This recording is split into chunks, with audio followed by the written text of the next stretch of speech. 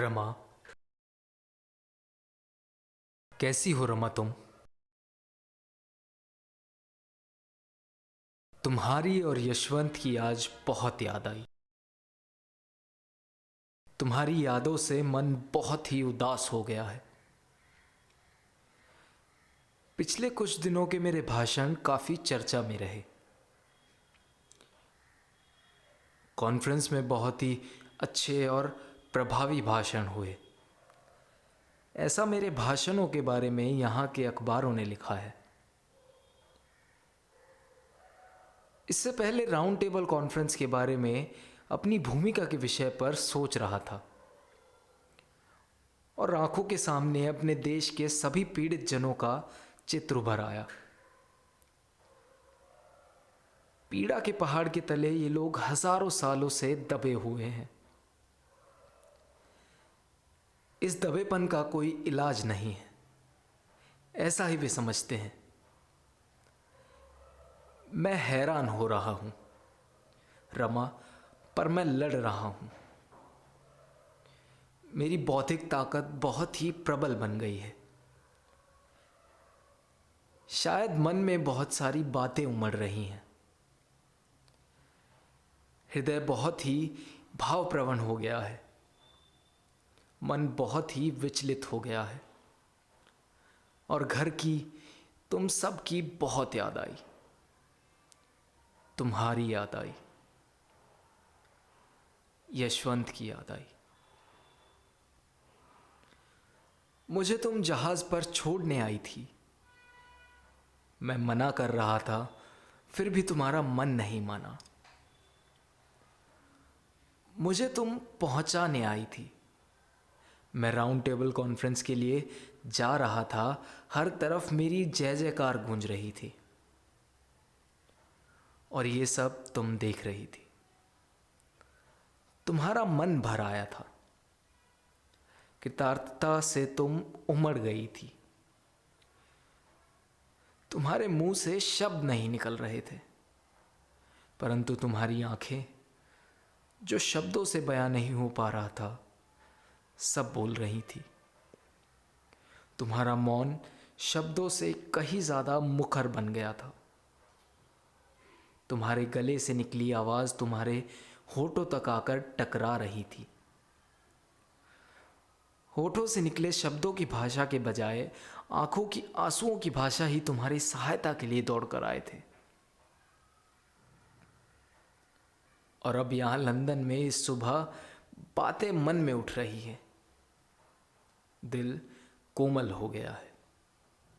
जी में घबराहट सी हो रही है। कैसी हो रमा तुम? हमारा यशवंत कैसा है? मुझे याद करता है वो? उसकी जोड़ों की बीमारी कैसी है? उसको संभालो रमा। हमारे 4 बच्चे हमें छोड़कर जा चुके हैं। अब है तो सिर्फ यशवंत ही बचा है। वही तुम्हारे मातृत्व का आधार है। उसे हमें संभालना होगा।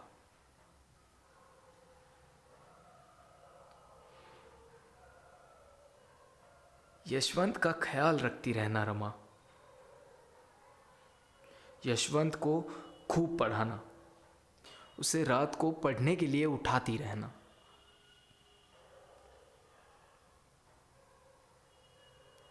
मेरे बाबा मुझे रात को पढ़ने के लिए उठाया करते थे। तब तक वे जगते रहते थे। मुझे ये अनुशासन उन्होंने ही सिखाया है। मैं उठकर पढ़ने बैठ जाऊं तब वे सोते थे। पहले पहले मुझे पढ़ाई के लिए रात को उठने पर बहुत ही आलस लगता था। तब पढ़ाई से कई ज़्यादा नींद अच्छी लगती थी। आगे चलकर तो जिंदगी भर के लिए नींद से अधिक पढ़ाई अहम लगने लगी। इसका सबसे ज़्यादा श्रेय मेरे बाबा को जाता है। मेरी पढ़ाई की लौ जलती रहे, इसलिए मेरे बाबा तेल की तरह जलते रहते थे। उन्होंने रात दिन एक कर दिया, अंधेरे को उजाला बनाया, मेरे बाबा मेरे बाबा के श्रम के फल अब मिल रहे हैं। बहुत खुशी होती है रमा आज। रमा, यशवंत को भी ऐसे ही पढ़ाई की लगन लगनी चाहिए। किताबों के लिए उसके मन में उत्कट इच्छा जगानी होगी। रमा, अमीरी, ऐश्वर्य, ये सब चीजें किसी काम की नहीं। तुम अपने इर्द गिर्द देखती ही हो, लोग ऐसी ही चीजों के पीछे हमेशा से लगे हुए रहते हैं। उनकी जिंदगियां जहां से शुरू होती है वहीं पर ठहर जाती है। इन लोगों की जिंदगी जगह बदल नहीं पाती।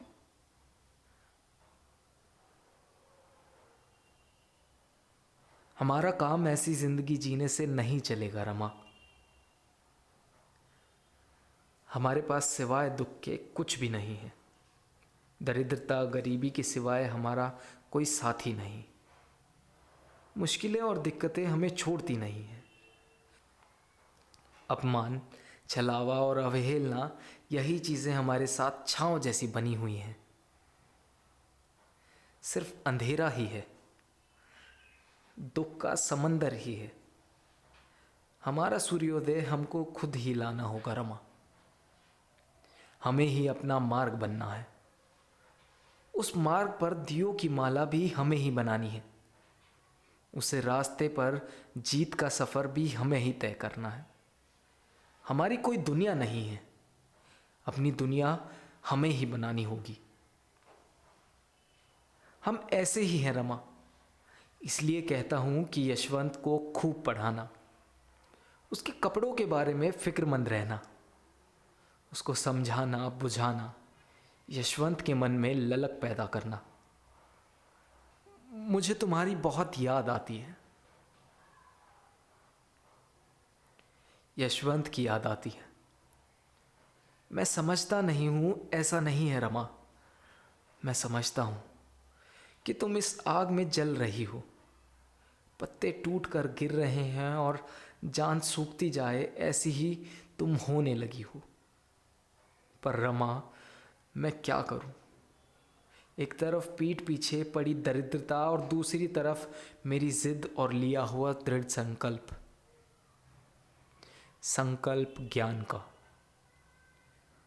मैं ज्ञान का सागर निकाल रहा हूं। मुझे और किसी का भी ध्यान नहीं है, परंतु ये ताकत जो मुझे मिली है उसमें तुम्हारा भी हिस्सा है। तुम यहां मेरा संसार संभाले बैठी हो, आंसुओं का जल छिड़क कर मेरा मनोबल बढ़ा रही हो। इसलिए मैं बेबाक तरीके से ज्ञान का अथाह सागर को ग्रहण कर पा रहा हूं। सच कहूं रमा, मैं निर्दयी नहीं, परंतु जिद के पंख पसार कर आकाश में उड़ रहा हूं। किसी ने पुकारा तो भी यातनाएं होती हैं। मेरे मन को खरोच पड़ती है और गुस्सा भड़कता है। मेरे पास भी हृदय है रमा। मैं तड़पता हूं, पर मैं बंध चुका हूं क्रांति से। इसलिए मुझे खुद की भावनाएं चिता पर चढ़ानी पड़ती हैं। उसकी आंच तुम्हारे और यशवंत तक भी पहुंचती है कभी कभी, ये सच है। पर इस बार रमा, मैं बाएं हाथ से लिख रहा हूं और दाएं हाथ से उमड़ आए आंसू पोंछ रहा हूं। पतले यशवंत को संभालना रमा, उसे पीटना मत। मैंने उसे पीटा था, इसकी कभी उसे याद नहीं दिलाना। वही तुम्हारे कलेजे का एक लौता टुकड़ा है। इंसान के धार्मिक गुलामी का, आर्थिक और सामाजिक ऊंच नीचता एवं मानसिक गुलामी का पता मुझे ढूंढना है। इंसान के जीवन में ये बातें अडिग बनकर बैठी हैं। उनको पूरी तरह से जला दफना देना चाहिए। समाज की यादों से और संस्कार से भी ये चीज़ें ख़त्म कर देने की ज़रूरत है। रमा, तुम ये पत्र पढ़ रही हो, तुम्हारी आंखों में आंसू आ गए हैं, गला भर आया है, तुम्हारा दिल थरथरा रहा है, होठ कांप रहे हैं। मन में उमड़े हुए शब्द होठों तलक चल कर भी नहीं आ सकते, इतनी तुम व्याकुल हो गई हो। रमा, तुम मेरी जिंदगी में ना आती तुम मन साथी के रूप में ना मिली होती तो क्या होता। मात्र संसार सुख को धैर्य समझने वाली स्त्री मुझे छोड़कर चली गई होती। आधे पेट रहना, उपला चुनने जाना या गोबर चुनकर उसके उपले पाथना। उपले थापने का काम किसे पसंद होगा। चूल्हे के लिए ईंधन जुटाना मुंबई में कौन पसंद करेगा। घर के चिथड़े हुए कपड़ों को सीते रहना, इतना ही नहीं, एक माचिस में पूरा माह निकालना, इतने ही तेल में और अनाज नमक से महीने भर काम चलाना चाहिए। मेरा ऐसा कहना गरीबी के आदेश तुम्हें मीठे नहीं लगते तो मेरा मन टुकड़े टुकड़े हो गया होता, मेरी जिद में दरारें पड़ गई होती, मुझे ज्वार आ जाता और उसी समय तुरंत भाटा भी आ जाता। मेरे सपनों का खेल पूरी तरह से तहस नहस हो जाता। रमा, मेरे जीवन के सब सुर ही बेसुरे हो जाते, सब कुछ तोड़ मरोड़ कर रह जाता, सब दुखमय हो जाता। मैं शायद एक बौना पौधा ही बना रहता, संभालना खुद को जैसे संभालती हूँ मुझे। जल्द ही आने के लिए निकलूँगा, फिक्र नहीं करना। सबको कुशल कहना। तुम्हारा भीमराव।